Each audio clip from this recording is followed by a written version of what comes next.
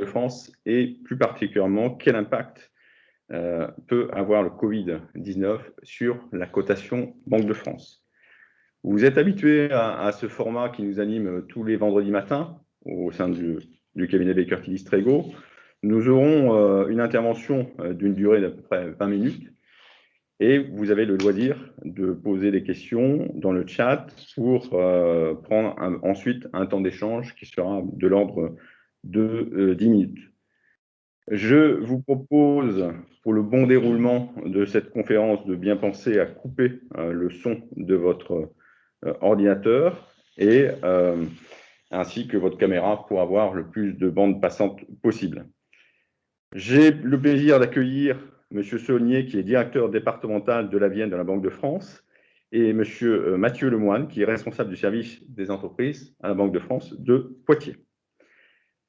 Je vous propose de démarrer cette présentation sans plus tarder, et notamment M. Lemoine qui va commencer cette intervention. Ok, merci pour cette présentation. Donc Mathieu Lemoine, responsable du service entreprise. Bonjour à tous. Donc je vais présenter la cotation en Banque de France dans un premier temps, son contexte. Ensuite, on verra ensemble l'année 2021 et dans un troisième temps, on évoquera le questionnaire. Donc je vais présenter tout d'abord le cadre de la cotation en Banque de France en rappelant en préambule ces deux principaux enjeux. Donc le premier enjeu pour les banques françaises, c'est un enjeu de refinancement, puisque les banques françaises peuvent porter en garantie de refinancement auprès de la Banque centrale européenne les créances qu'elles détiennent sur les entreprises qui bénéficient des meilleures cotations Banque de France. Donc ça, c'est pour le premier enjeu. Et le deuxième enjeu, la cotation Banque de France est utilisée dans le cadre de l'évaluation des actifs des banques pour le calcul de leurs fonds propres. Voilà pour les enjeux. Pour les établissements de crédit, la cotation Banque de France, c'est un instrument d'évaluation du risque de crédit externe, donc pour chaque entreprise. Et puis pour vous, dirigeants, chaque année, vous avez le plaisir de recevoir une lettre de cotation qui vous permet d'avoir un regard extérieur et impartial sur la situation économique de votre entreprise. Et pour les deux parties, la cotation Banque de France est une référence aujourd'hui qui est connue, qui est commune et qui permet de faciliter le dialogue, notamment dans le cadre du processus d'octroi de crédit et des conditions de financement entre les banques et les entreprises. Alors, qui peut accéder à la cotation? Donc, bien évidemment, vous, dirigeants d'entreprise, bien évidemment les banques, mais depuis quelques années, le spectre des acteurs économiques qui ont accès à la cotation s'est élargi, puisque nous avons maintenant les assureurs crédits, les plateformes de crowdfunding, et puis les administrations et conseils régionaux qui interviennent dans le cadre de la prévention des difficultés des entreprises. Donc voilà pour le contexte général de la cotation. Deux types de cotations sont attribuées. Donc, nous avons la cotation qui est attribuée aux entreprises qui réalisent un chiffre d'affaires inférieur à 750 000 € par an, donc qui est une cotation sans collecte du bilan et qui est une cotation qui s'appuie uniquement sur les informations que nous pouvons recueillir auprès des greffes des tribunaux de commerce, auprès des banquiers dans le cadre de la déclaration d'incident de paiement ou auprès des assureurs crédits qui nous déclarent également les sinistres. J'en profite pour vous préciser que la cote 0 est déjà une cotation puisqu'il signifie que l'entreprise se porte bien, que nous n'avons aucune information défavorable la concernant. Donc ça, c'est pour 5 millions d'entreprises françaises dont le chiffre d'affaires est inférieur à 750 000 €. Et pour les entreprises dont le chiffre d'affaires excède 750 000 €, nous avons une cotation que l'on appelle à dire d'expert. Donc cette cotation, bien entendu, elle s'appuie sur les documentations comptables et financières qui nous sont remises tous les ans et elle s'appuie sur un algorithme qui nous permet d'établir des ratios, de prépositionner la cotation sur notre échelle de cotation, mais elle s'appuie systématiquement sur un regard humain. Et ça, je voulais insister là-dessus. Donc, sur chaque dossier, nous avons une intervention humaine, d'où le terme cotation à dire d'expert. Et notre cotation, elle intègre bien évidemment des éléments financiers, mais elle intègre également des éléments qualitatifs, puisque chaque année, sur le panel de 270 000 entreprises qui sont cotées, nous contactons environ 55 000 dirigeants par an. Donc, pour vous donner un ordre d'idée, sur les départements des Deux-Sèvres et de la Vienne, nous avons 3000 entreprises cotées et tous les ans, nous avons un contact auprès de 500 à 600 entreprises. Donc voilà pour la cotation des entreprises qui dépassent 750 000 euros. La cotation, concrètement, qu'est-ce que c'est? C'est tout simplement une appréciation du risque de crédit sur la capacité de l'entreprise à honorer ses engagements financiers sur un horizon de 1 à 3 ans. Et j'attire votre attention sur le fait qu'il s'agit bien d'une appréciation du risque de crédit. Ce n'est pas une note que l'on attribue au dirigeant sur sa gestion de l'entreprise. Je prends un exemple. Vous allez, dirigeant, peut-être prendre une décision d'investissement qui va faire en sorte d'avoir un retour sur investissement à moyen long terme, dans 5-10 ans, qui est une décision stratégique et une bonne décision, une décision raisonnée et cohérente. Pour vous, c'est une bonne décision d'entrepreneur. Pour nous, peut-être que cette décision-là va amener à consommer de la trésorerie, va vous amener à rembourser un emprunt sur 5-10 ans, et peut-être qu'on va considérer qu'en termes de sensibilité au risque de crédit, c'est plus sensible. Et de ce fait-là, on sera peut-être amené à dégrader la cotation. Donc, il faut bien distinguer notre appréciation, qui est une approche du risque de crédit, de votre gestion d'entrepreneur. Ce n'est pas parce qu'aujourd'hui, on décote votre cotation sur une sensibilité au risque plus important que vous avez pris une mauvaise décision de gestion. Je pense que c'est important de faire la distinction. La cotation se distingue par une cote d'activité et une cote de crédit. Donc, la cote d'activité qui est une cote automatique, donc en fonction du chiffre d'affaires de la société, de A à H pour les entreprises significatives qui réalisent un chiffre d'affaires entre 750 000 euros et au-delà, et puis inférieur à H, donc JKLM pour les entreprises avec un chiffre d'affaires inférieur à 750 000 euros. Donc ça, c'est une cotation automatique. Et puis, vous avez la mesure de notre appréciation du risque de crédit sur l'attribution de la cote de crédit qui est positionnée sur une échelle à 13 niveaux, donc de 3++ à 6 pour l'analyse des bilans, donc 3++ étant la meilleure cotation et 6 étant la plus faible, en tout cas la moins favorable, sachant que les cotations 7 et 8 et 9 sont des cotations attribuées sur la base d'incidents de paiement et la cotation P sur la base de procédures collectives. La cotation 0 signifie quant à elle que nous n'avons aucune information sur la société. Ou que l'information est périmée. Ou que l'information est périmée, effectivement. Parce qu'il y a une durée de validité des documents comptables de 18 mois, en fait. Je vous ai indiqué ici la répartition des cotes de crédit au 31 décembre 2020, avec la majeure partie des cotations qui se situent sur le milieu de notre échelle. Et l'information principale à retenir de ce slide, c'est que près de 60% des entreprises sont positionnées sur des cotations allant de la cote 3++ à 4. Ce sont des cotations favorables, donc des bonnes cotations. Tout à l'heure, je vous ai parlé de la possibilité d'avoir un refinancement des banques françaises auprès de la Banque centrale européenne.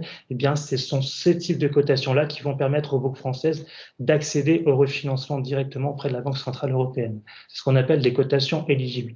Donc, lorsque vous avez une cotation de 3++ à 4, vous avez un message favorable de la Banque de France. Concrètement, la cotation, sur quelle base nous l'élaborons? Nous l'élaborons à travers une analyse financière en 4 thèmes, bien évidemment l'activité et la capacité bénéficiaire, donc, qui concerne davantage l'analyse du compte de résultat, donc l'évolution du chiffre d'affaires, le taux de marge, le positionnement de l'entreprise par rapport à son référentiel sectoriel, pour savoir comment la marge évolue et comment elle se situe. Deuxième champ d'analyse, la solvabilité, donc la structure du bilan, les fonds propres, le niveau d'endettement, le total bilan. Le troisième point d'analyse concerne l'autonomie financière, donc la capacité de la société à éteindre son endettement, donc des ratios tels que la capacité d'autofinancement sur les dettes financières. Et puis, le dernier champ de notre analyse, qui a été développé au cours de ces dernières années, l'approche de la liquidité avec l'approche de la trésorerie, les marges de manœuvre en termes de financement court terme et tout ce qui concerne le bas de bilan. Donc ça, ce sont pour les 4 thématiques de notre analyse financière. Et puis, nous avons 3 axes de cette analyse financière. Donc, l'axe annuel de l'analyse des documents comptables de l'exercice, un axe pluriannuel, puisque notre analyse, elle évolue aussi dans le temps et elle se base sur les exercices précédents. Et puis une analyse qualitative et prévisionnelle, puisque nous allons observer la capacité de la société à honorer ses engagements sur N+1, N+2, en fonction de la capacité à dégager des flux de trésorerie positifs. Ça, c'est pour le schéma global de l'attribution de la cotation. Et puis maintenant, je vais vous parler de façon plus concrète de notre méthodologie 2021. Alors, en préambule, je vais vous dire que la cotation 2021, elle a été déjà anticipée en 2020 dans une certaine mesure. En 2020, ce que nous avons fait, compte tenu de la crise sanitaire, c'est que nous avons décalé notre campagne de cotation au milieu d'année. Généralement, les bilans, ils sont cotés entre avril et juillet. Cette année, notre campagne de cotation, elle a été décalée à partir du mois de juillet. Donc, on a volontairement souhaité avoir un peu plus de recul pour attribuer la cotation 2020 sur la base des cotations 2019. Et on a décidé d'avoir une position plutôt prudente. Pour vous donner un ordre d'idée, chaque année, vous avez 60% des cotes qui sont stabilisées, 20% qui sont augmentées et 20% qui sont dégradés. L'année dernière, ce que nous avons fait, c'est que nous avons plutôt décidé d'avoir une approche stable et de moins augmenter la cotation dans la mesure où il y avait de fortes chances pour que l'année suivante, cette cotation soit dégradée. Donc, ce qu'on a fait, c'est qu'on a plutôt stabilisé les cotations à hauteur de 70%, qu'on a moins augmenté les cotations, donc seulement 10% contre 20% d'habitude, et par contre, on a gardé notre taux de dégradation aux alentours de 20%. Donc, on a d'une certaine manière déjà anticipé la campagne de cotation 2021. L'idée derrière, c'était pas d'augmenter une cotation sur l'exercice 2019 pour ensuite éventuellement la redescendre sur l'exercice 2020. Donc, on a été assez prudent pour justement, parce qu'on aime bien avoir quand même une stabilité des cotations. Exactement. Une évolution majeure dans notre process en 2021, c'est tout simplement le fait que nous avons passé un partenariat avec la DGFiP qui nous permet d'accéder directement au liasse fiscal. Auparavant, les documents comptables, donc on les avait soit par le biais des experts comptables ou soit par le biais directement des entreprises. Et bien depuis le début de l'année 2021, nous avons les éléments comptables à partir de la DGFiP. Donc ça, c'est bien évidemment une première évolution. Rassurez-vous, hein, nous n'avons que les éléments qui concernent la société, donc les feuillettes 2050 à 2058. Tout ce qui concerne la rémunération des dirigeants, les plus hauts salaires, ça ne nous intéresse pas, nous ne l'avons pas dans nos documents.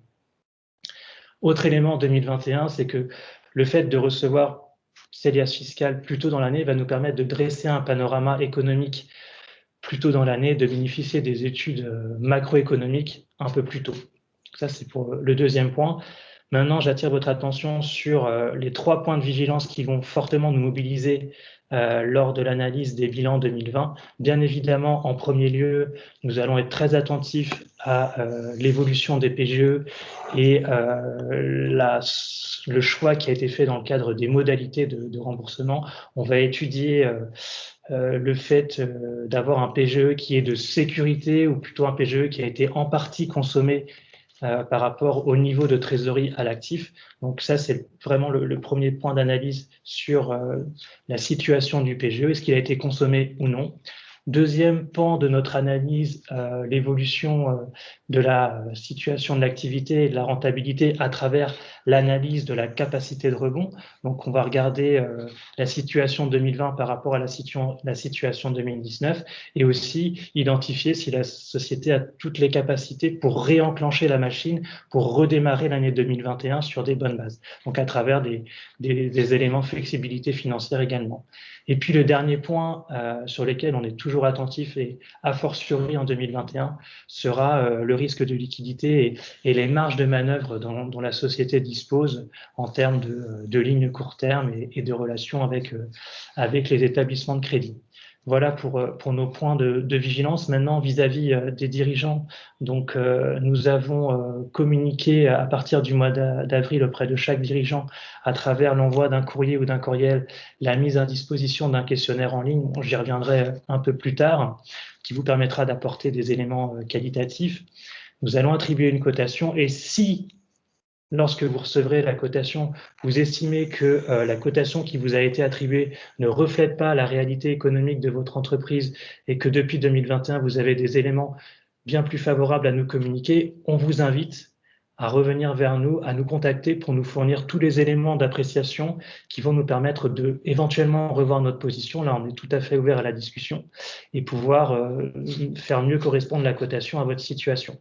On vous invite également dans ce cadre à nous transmettre une situation intermédiaire. Généralement, les situations intermédiaires au 30 juin, ce sont des travaux que vous pouvez demander à votre expert comptable. Là aussi, ça va nous permettre d'appuyer notre cotation sur un élément plutôt concret. Donc, un prévisionnel de trésorerie également nous sera le plus utile possible. Et puis, en termes d'appréciation, nous, ce que je vous disais tout à l'heure, c'est qu'on est sensible aux éléments de flexibilité financière, donc tout ce qui concerne le soutien des associés, et puis votre relation avec vos partenaires bancaires également. Sachez également que dans le cadre de notre méthodologie de cotation, nous sommes en phase de réflexion sur l'intégration de la politique RSE des entreprises, donc la responsabilité sociale des entreprises. En début d'année, nous avons rencontré un panel d'entreprises pour mener des entretiens spécifiquement sur ces thématiques et nous sommes en phase de réflexion. Aujourd'hui, on collecte de l'information et peut-être qu'à moyen terme, nous évaluerons la possibilité d'intégrer ce pan d'analyse dans nos systèmes de cotation si effectivement on constate une certaine corrélation entre la mise en œuvre d'une politique RSE et la solidité financière des entreprises. Voilà pour les thématiques. Je conclurai sur ce slide en précisant que certes, il est possible que nous ayons des bilans 2020 dégradés, c'est pas pour autant qu'on va systématiquement décoter. On a très clairement une approche à travers le cycle. Je l'ai précisé tout à l'heure, on a une approche pluriannuelle, on va analyser votre capacité de résistance et surtout sur 2021, votre capacité de rebond. Et là, j'insiste, on ne va pas procéder à des dégradations systématiques. Ça, c'est pour la première chose. Et la deuxième chose, c'est qu'on réalise des analyses au cas par cas, pas d'études sectorielles. Vous pouvez être sur un secteur qui a des difficultés.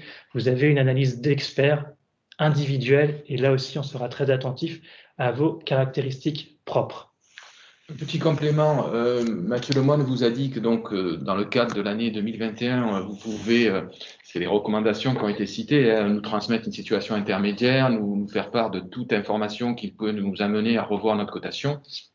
Il faut savoir que ce dialogue se fait de façon pérenne, c'est-à-dire il n'est pas spécifique à l'année 2021. D'une manière générale, depuis des années, et ça se fera après la crise, nous recevons des compléments d'information. La cotation n'est pas faite une fois par an et elle ne bouge plus, elle n'est pas inscrite dans du marbre, elle peut bouger avec un élément favorable ou défavorable dans les deux cas, et c'est une cotation vivante en fait, elle n'est pas pour une année. Donc n'hésitez pas, donc, dans ce cadre bien précis avec la crise, mais même au-delà, dans le futur, de nous compléter nos informations pour qu'on puisse améliorer si nécessaire la cotation. Tout à fait. Le dernier point de cette présentation concerne effectivement le questionnaire qui vous a été adressé au tout début du mois ou qui est en cours de transmission. Donc, vous avez reçu un courrier par voie postale ou un mail lorsqu'on avait connaissance de votre adresse dirigeant. Un code d'accès vous a été transmis pour accéder à un formulaire en ligne. Je vous rassure, donc les informations que vous allez communiquer à travers ce formulaire en ligne sont strictement confidentielles et ne seront exploités uniquement par la Banque de France. Donc, soyez aussi rassurés à ce niveau-là. Je vous ai remis le lien sur ce slide, mais vous avez déjà l'information dans le mail ou dans le courrier. Et sur ce questionnaire, donc, il se compose de 3 parties. Donc, une première partie activité, une seconde partie structure financière et liquidité, et enfin une dernière partie sur la gestion des risques liés au changement climatique.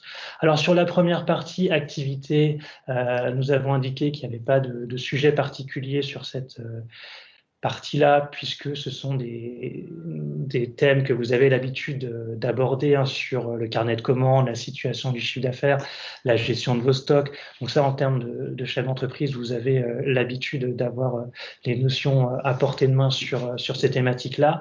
Maintenant, sur l'aspect structure financière et liquidité, on souhaitait attirer votre attention sur 2 points particuliers.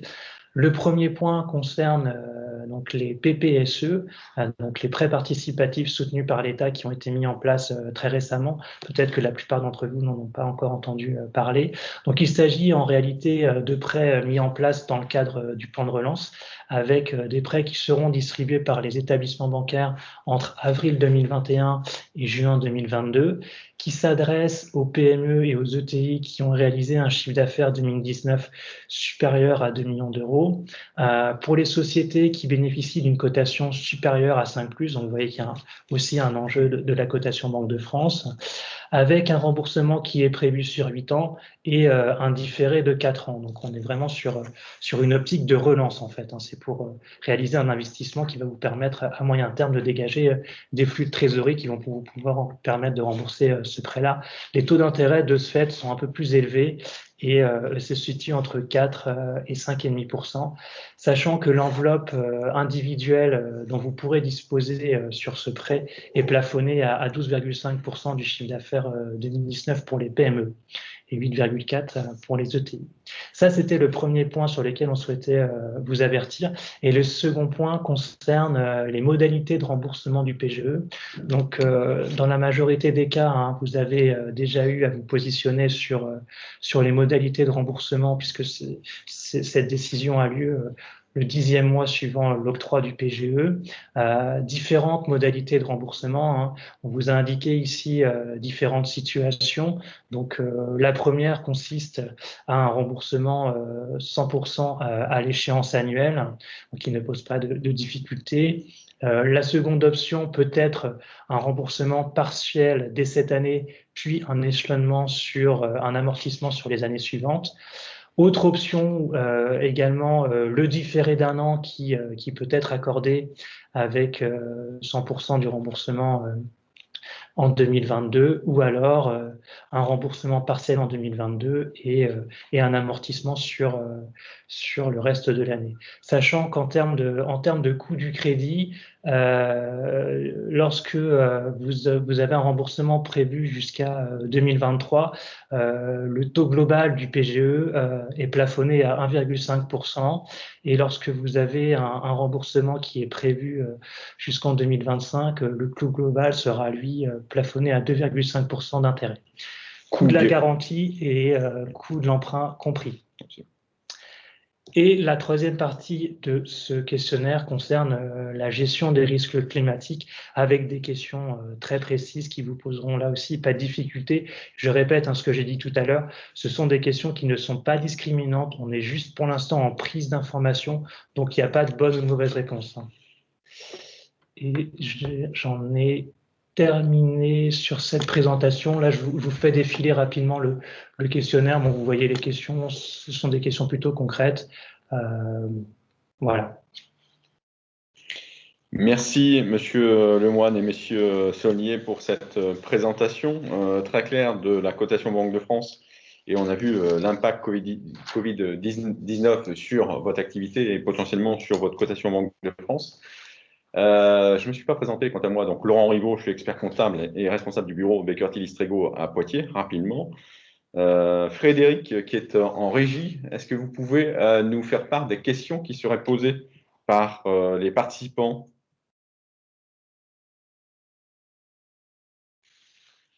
Frédéric ne nous entend pas. Alors, pas de questions pour le moment, mais n'hésitez pas au besoin. D'accord. Donc, moi, je vais poser un certain nombre de questions à ces messieurs, si vous en êtes d'accord. D'abord, vous dire qu'on est ravis que la Banque de France s'intéresse à la RSE, puisque le cabinet Baker Tilly Strego est engagé dans une démarche RSE pour son cabinet et pour l'ensemble de ses clients. On considère que c'est un enjeu stratégique de demain pour les entreprises. Ça, c'était le premier point que je voulais soulever. Le deuxième, c'est plutôt une question concernant les PGE. Est-ce que vous avez un regard différent du PGE, d'un prêt qui serait classique, conclu par une entreprise dans le cadre de la cotation, de votre cotation?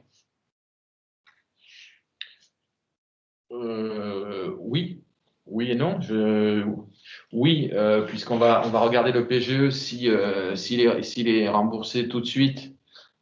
Si on connaît l'option du banquier, de l'entreprise, pardon, et s'il est prévu qu'il le rembourse tout de suite, assez rapidement, on va le mettre dans du court terme. Sinon, on va le positionner sur du moyen terme. D'accord, mais c'est pas la nature en fait du prêt en tant que tel, c'est vraiment en fait les modalités de remboursement qui ont un impact sur la situation financière de l'entreprise. Actuellement, ils sont déclarés comme en risque. Aujourd'hui, ils sont déclarés en court terme et à partir du 13e mois, ils basculeront en moyen long terme en fait, systématiquement dans notre système d'information des déclarations des banques en fait. D'où l'intérêt de bien noter les modalités de remboursement dans le questionnaire qui sera alloué pour influer du coup sur la situation financière de l'entreprise. J'ai retenu dans vos propos la notion d'une cotation à dire d'expert et je relève ce point-là qui me semble extrêmement important. On a des expérimentations sur le sujet.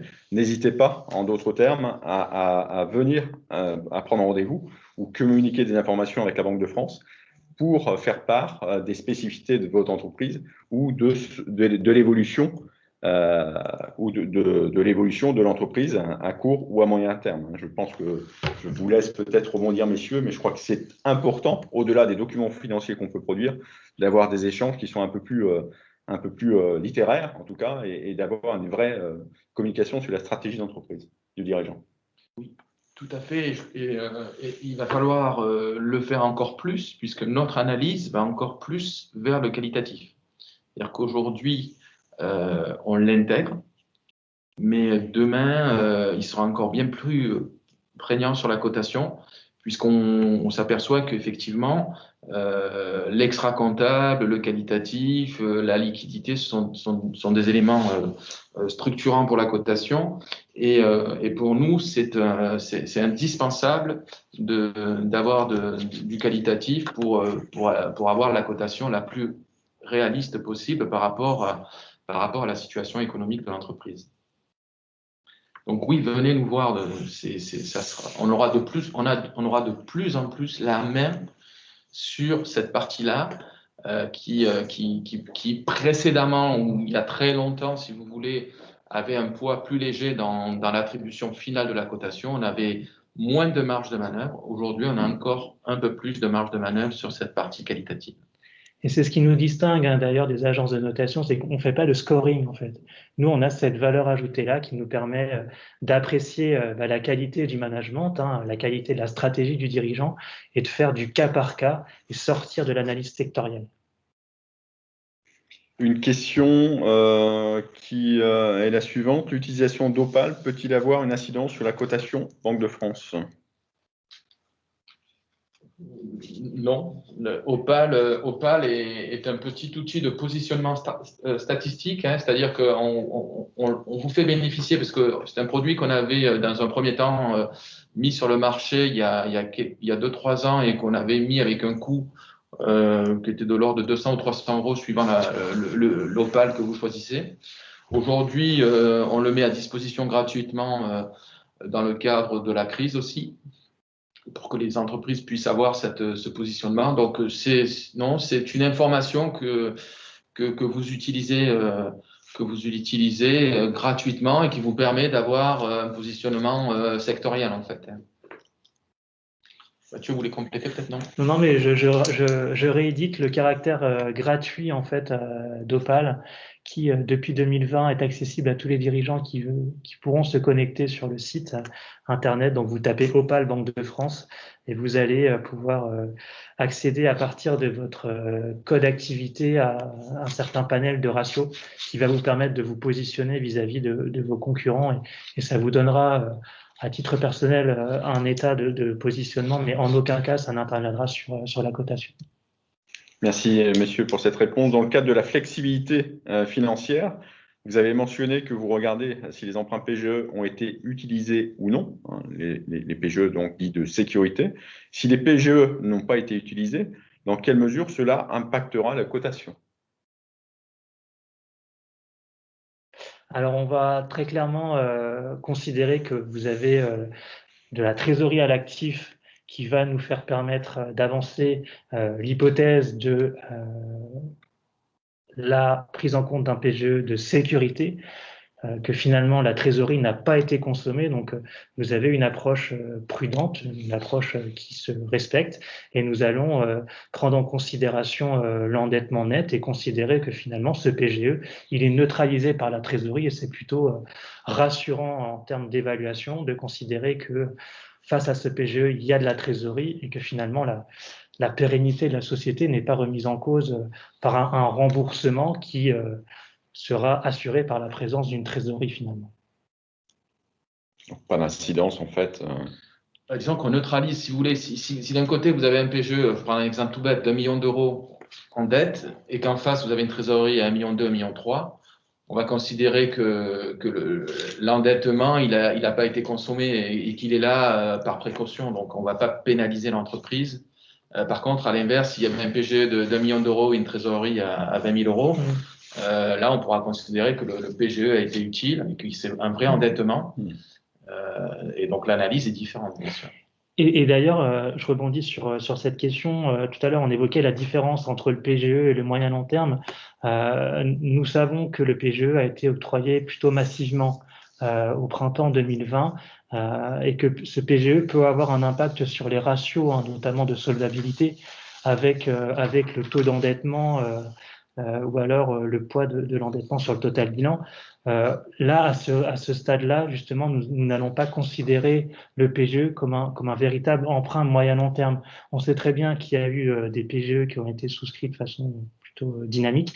Et de ce fait-là, les ratios endettement sur total bilan seront nuancés par rapport à un endettement qui serait constitué d'emprunt moyen-long terme qui, lui, a été attribué dans le cadre du financement d'un investissement. En fait, on va bien évidemment distinguer la nature du crédit moyen-long terme ou du PGE pour affiner nos différents ratios.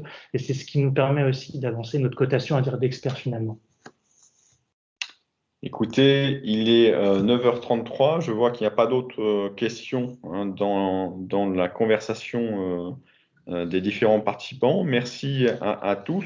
Je crois que vous avez bien compris le message qui était passé, c'est d'avoir une attention particulière au questionnaire qui est envoyé cette année pour accompagner la cotation Banque de France. Et surtout, n'hésitez pas à prendre rendez-vous avec vos interlocuteurs des banques de France qui vous concernent pour pouvoir, bien sûr, évoquer avec eux la stratégie d'entreprise, le management, tous les éléments qui ne sont pas, eux, dictés dans les documents financiers ou de présentation qui pourraient être communiqués, du coup, aux établissements financiers.